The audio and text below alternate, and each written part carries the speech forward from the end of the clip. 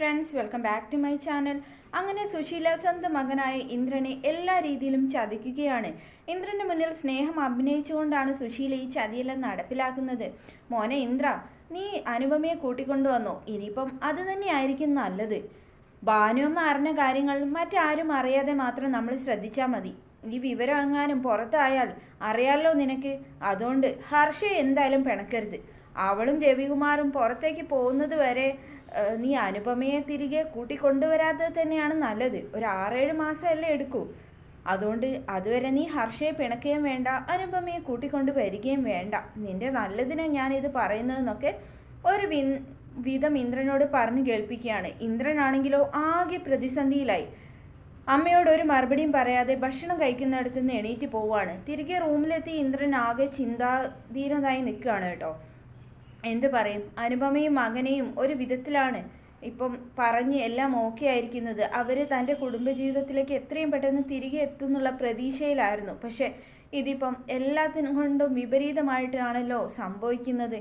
അമ്മ പറഞ്ഞത് പ്രകാരം അനുപമയെ കൂട്ടിക്കൊണ്ടുവരാൻ ഇനിയും 6-7 മാസം വേണ്ടി വരും.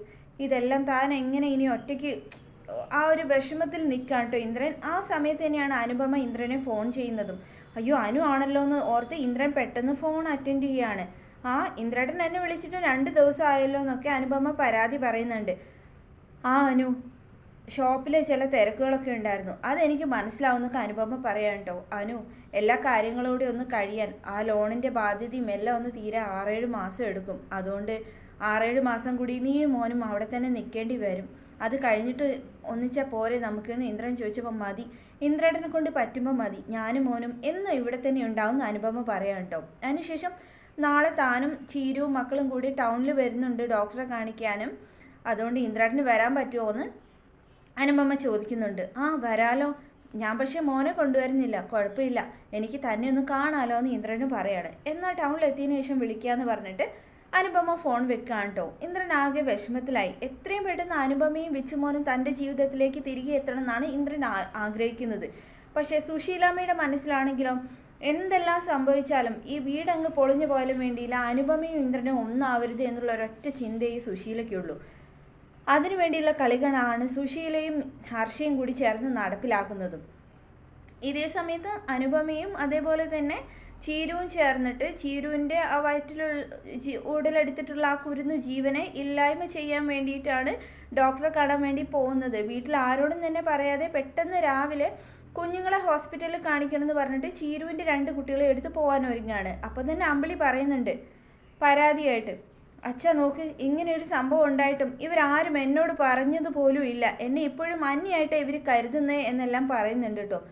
അയ്യോ ചേച്ചി, അതുകൊണ്ടല്ല, ചേച്ചി കൂടെ വന്നു കഴിഞ്ഞാൽ പിന്നെ ഇവിടെയുള്ള വിച്ചുമോൻ്റെയും ലക്ഷ്മി മോളുടെയും കാര്യം ആര് നോക്കും? മാത്രമല്ല ഇവിടെ നിൽക്കാറുണ്ടായിരുന്നു ചേച്ചിയും ഞങ്ങളുടെ കൂടെ വരുന്നുണ്ട് എന്നൊക്കെ പറയാം കേട്ടോ. അങ്ങനെ ചേച്ചിയും കൂട്ടിയിട്ട് പോവുകയാണ് നമ്മുടെ ചീരു അനുപമയും കൂടി. അവിടെ എത്തിക്കഴിയുമ്പോൾ ഡോക്ടർ ഇങ്ങനെയൊരു അബോർഷന് എന്തായാലും ഭർത്താവിൻ്റെ പ്രസൻസ് ആവശ്യമായിരിക്കുമല്ലോ, അതുകൊണ്ട് ഭർത്താവിന് ചോദിക്കാനുള്ള എല്ലാ സാധ്യതയുണ്ട്. അതോടുകൂടി വീണ്ടും വിനയൻ്റെ ഒരു പെർമിഷൻ വേണ്ടി വരും ഈ അബോർഷന് എന്നുള്ള ഒരു സ്റ്റേജിലേക്കാണോ ഇതെത്താൻ പോകുന്നത് നമുക്ക് കണ്ടറിയേണ്ടിയിരിക്കുന്നു. എന്തായാലും ആരും അറിയാതെ ആ ഒരു ജീവൻ ഇല്ലായ്മ ചെയ്യാനാണ് അനുപമയും ചിലങ്കയും ശ്രമിക്കുന്നത്.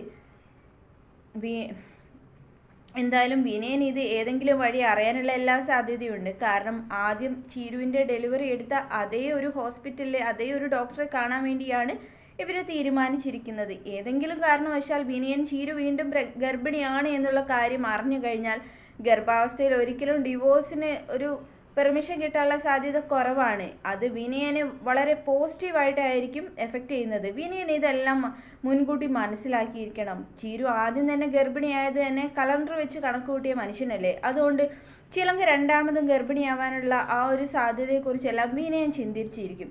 അതുകൊണ്ട് തന്നെയായിരിക്കും വിനയൻ അവരെന്നെ തേടി വരുമെന്നെല്ലാം പറഞ്ഞുകൊണ്ടിരിക്കുന്നതും. എന്തായാലും ചീരുവിന് നല്ലത് വരട്ടെ, ഇനിയും ആ വിനയൻ്റെ കാൽ കീഴിലേക്ക് അവൾ പോവാതിരിക്കട്ടെ എന്ന് തന്നെ നമുക്ക് പ്രതീക്ഷിക്കാം.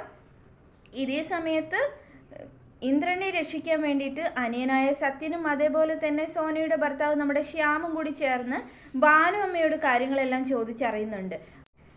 ഇന്ദ്രനെ രക്ഷിക്കാൻ വേണ്ടിയിട്ടാണ് നമ്മുടെ ശ്യാമും അതേപോലെ തന്നെ സത്യനും ഭാനുമ്മയുടെ കൂട്ടുകൂടിയിട്ട് ആ ജോത്സ്യനെ അന്വേഷിച്ച് ഇറങ്ങുകയാണ്. ഭാനുവും എല്ലാ വിവരങ്ങളും പറയുന്നുണ്ട്. ഇന്ദ്രേട്ടനോട് ആദ്യം ഇതിനെക്കുറിച്ചുള്ള സത്യാവസ്ഥ ബോധ്യപ്പെടുത്തണം. ഇന്ദ്രേട്ടന് ഹർഷയുമായിട്ട് അങ്ങനെ ഒരു ബന്ധം ഇല്ല എന്ന് ഇന്ദ്രേട്ടന് ഉറപ്പുണ്ടെങ്കിൽ ഇവർ പറയുന്ന ഈ കള്ളത്തരം വിശ്വസിക്കേണ്ടതില്ലല്ലോ എന്നാണ് സത്യനും അതേപോലെ തന്നെ ശ്യാമും പറയുന്നത്. പക്ഷേ അങ്ങനെ ഒരു ഉറപ്പ് കൊടുക്കാൻ ഇന്ദ്രന് കഴിയില്ല. പക്ഷേ സുശീലാമ്മയാണ് ഇതിൻ്റെ പിറകിലെന്നും സുശീലയും ഹർഷയും കൂടി ചേർന്നിട്ടാണ് ജോത്സ്യനെ കൊണ്ട് ഇങ്ങനെയൊരു കള്ളക്കഥ തനിക്കെതിരെ കെട്ടിപ്പിടിച്ചുണ്ടാക്കിയത് എന്നുള്ള സത്യം നമ്മുടെ ഇന്ദ്രൻ എത്രയും പെട്ടെന്ന് അറിയുക തന്നെ ചെയ്യും. അന്നായിരിക്കും ഇന്ദ്രൻ സുശീലയെ വെറുക്കാൻ പോകുന്നത്. താനും അനുപമയും തമ്മിൽ ഇനി ഒരിക്കലും ചേർന്ന് ജീവിക്കാതിരിക്കാനാണ് തൻ്റെ അമ്മ ഇതുപോലെ ഒരു നാടകത്തിന് ഇറങ്ങി തിരിച്ചത് എന്നുള്ള കാര്യം അറിയുമ്പോൾ സുശീലയുടെ എല്ലാ കള്ളത്തരങ്ങളും അവിടെ ഇന്ദ്രൻ്റെ മുന്നിൽ പൊളിഞ്ഞു വീഴുക തന്നെ ചെയ്യും. ജോത്സ്യന് കരണക്കുറ്റി നോക്കി 4 കൊടുക്കുമ്പോൾ ഹർഷയും സുശീലയും ചേർന്ന് നടത്തിയ നാടകമാണെന്ന് പച്ചവെള്ളം പോലെ അവരുടെ മുന്നിൽ തെളിയുന്നതാണ്. വീണ്ടും അടുത്ത കിടിലൻ വീഡിയോയിൽ കാണാം. അതുവരേക്കും thanks for watching my channel.